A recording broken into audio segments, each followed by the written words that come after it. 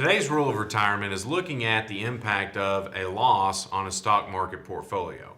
Because you've probably heard this before, but it takes more than the loss percentage that you have to get back to zero. And we want to really see what impact that actually has. So as we look at market conditions, and again, however much money you invest is really what we're looking at as a total here. But let's say you've got $100,000 in a stock portfolio, and the first year that you're in that, you have a negative 10% return.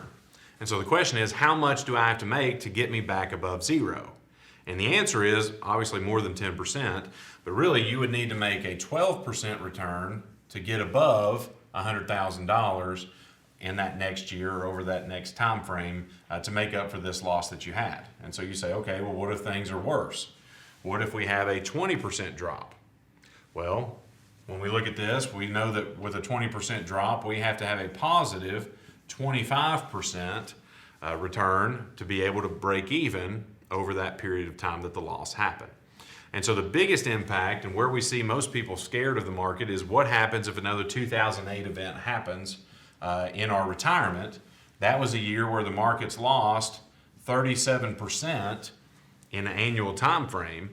And when we're looking at that number, if we want to get our money back, we have to have a cumulative 59% return over the next year or several years, however long it takes us to get this 59%, to break even and get back to where we were. And so if you're in a position today where you don't want to lose money, this can be avoided by how you expose or invest your money to different areas of risk. If we don't want to be in the stock market, we don't want to take this type of risk, we need to have that conversation to understand if we have drops in value, how much do we really need to make back just to keep our money exactly where it is today. The worst thing that can happen is you spend the next 5 years making back money that you already have.